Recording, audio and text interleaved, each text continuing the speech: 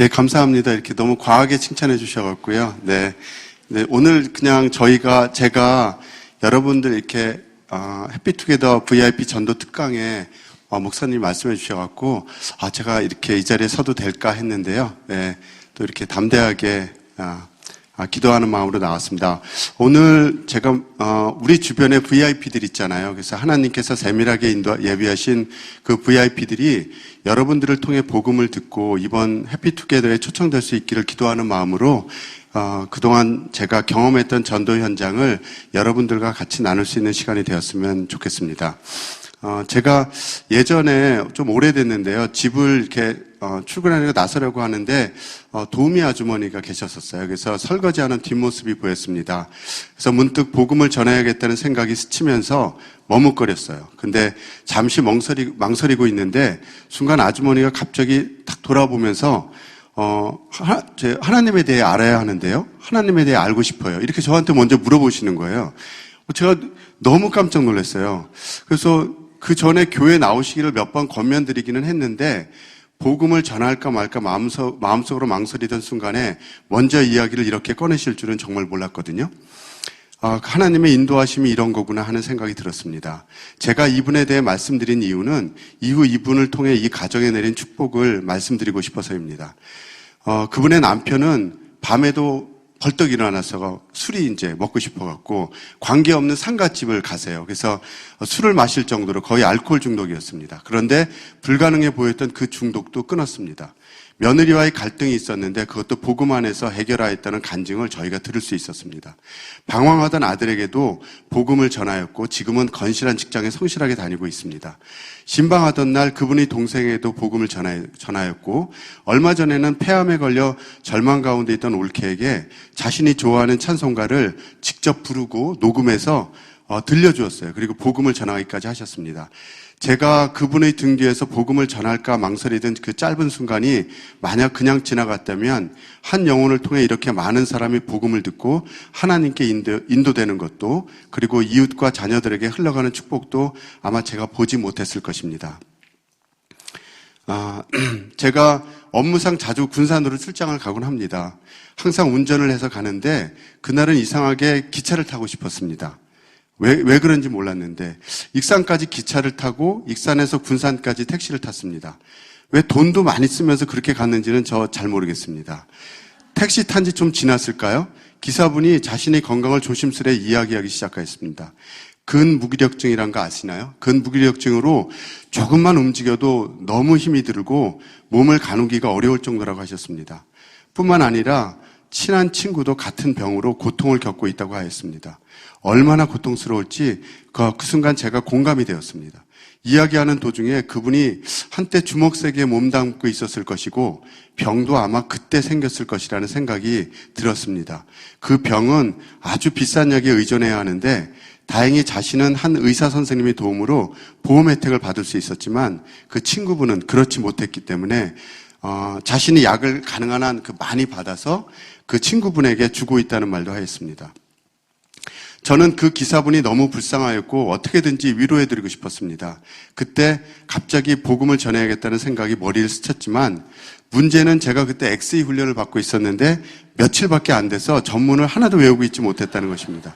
근데 이상하게도 로마의 낙수 예화가 생각났어요.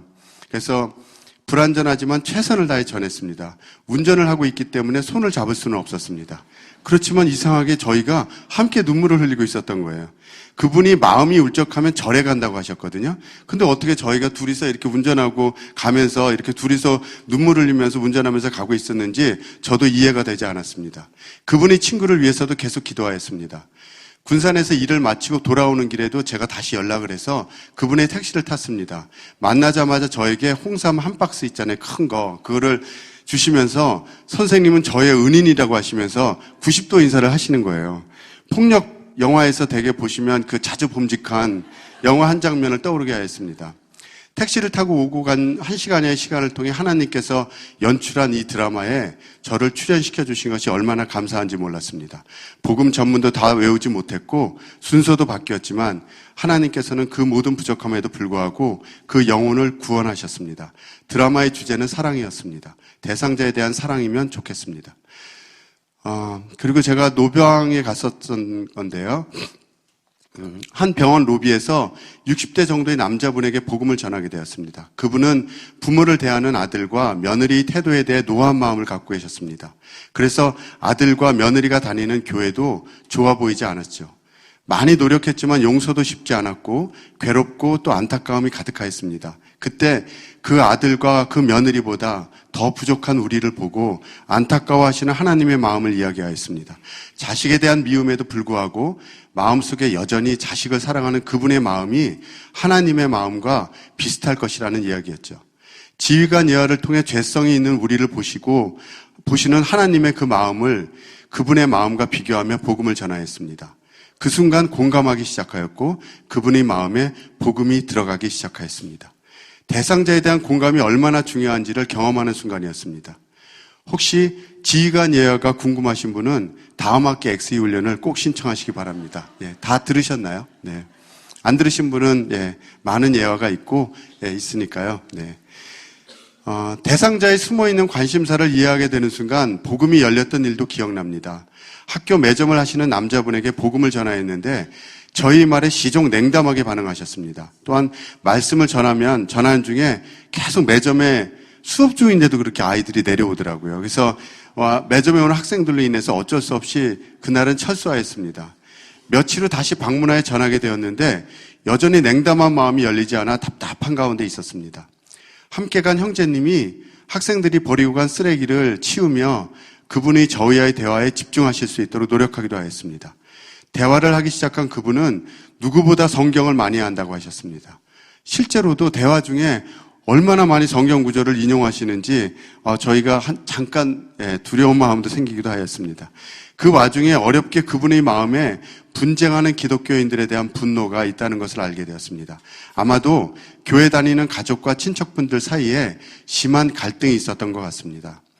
그분 마음속에 말하고 싶지 않은 관심사를 알게 되었을 때 성경 말씀이 생각났는데요. 예물을 제단에 드리려다가 거기서 내 형제에게 원망 들을 만한 일이 있는 것이 생각나거든 예물을 제단 앞에 두고 먼저 가서 형제와 화목하고 그 후에 와서 예물을 드리라 란 하나님의 화평의 마음을 전하였습니다. 하나님이 어떤 분인지 아신 순간 그분의 마음에 복음이 들리기 시작하였습니다. 제가 마지막으로 많은 전도의 순간이 있었는데 특별히 잊혀지지 않는 경험이 있었습니다. 오래전부터 저도 이제 미장원 가잖아요. 요즘 남자들도요. 그래서 미용실에 갔었는데 여러 군데 가면 이제 이게 설명하는 게 두려워서 계속 한 군데를 갔어요. 근데 그러다 보니까 거기 여자 원장님이 계시고 남자 실장님이 계셨어요. 근데 두 분과 굉장히 친하게 지내다 보니까 갈 때마다 이제 재밌게 대화를 하곤 했습니다. 두 분 모두 교회에 잘 다니시고 계셔서 자주 교회와 신앙에 관해서도 대화를 나누곤 하였습니다. 대화 가운데 그 남자 실장님이 교회를 다니심에도 불구하고 제가 복음을 전하면 좋겠다는 생각이 들었습니다. 하지만 미용실이 워낙 바쁘기에 시간을 내기가 매우 힘들었습니다. 잘 되는 데였던 것 같아요. 그렇게 시간이 가는 중에 원장님이 새로 미용실을 개업하게 되었어요. 그래서 다행히 며칠간의 그 이사하는 그 사이에 여유로운 시간이 생기게 되었습니다. 제가 점심을 사겠다고 제안하였고 함께 할 수 있는 시간이 어렵게 마련되었습니다. 맛있는 점심을 즐겁게 하고 차를 함께하는 시간에 조심스럽게 복음을 전하기 시작하였습니다. 복음 전문을 순서대로 다 전한 후에 실장님이 궁금한 것이 있다고 하셨습니다. 2000년 전 예수님이 십자가에 돌아가신 예수님이 지금 나의 죄와 무슨 관계가 있나요? 라고 질문하시는 거예요. 맨 처음에 좀 이렇게 당황했는데 부활하신 예수님이 지금도 살아계시고 우리 죄를 사하신다는 말씀을 드리자 그 순간 그분이 구원의 확신과 거듭남을 그 순간 경험하셨습니다. 어찌 보면 교회에 다니면서 이 말씀을 수없이 들었을 거 아니에요. 그렇죠? 그리고 그런데 그분은 계속 처음 듣는다고 주장하시는 거예요. 그리고 왜 이런 이야기를 나에게 여태까지 해주는 사람이 없었는지 모르겠다며 계속 혼자 주장하시는 모습이 얼마나 웃겼고 어린아이처럼 순수하게 보였는지 모릅니다. 그 순간 함께한 모든 사람이 한 영혼을 구원하시는 하나님의 역사하심을 보고 얼마나 행복하게 은혜 받았는지 지금도 그 순간을 생각하면 감격입니다. 오늘 제가 저희 경험을 여러분과 나누었지만 여기 계신 여러분들 포함해서 많은 분들이 자신의 귀중한 시간과 일정을 뒤로하고 오직 복음을 위해 헌신하는 모습을 볼 때마다 존경하지 않을 수 없고 도전받지 않을 수 없습니다.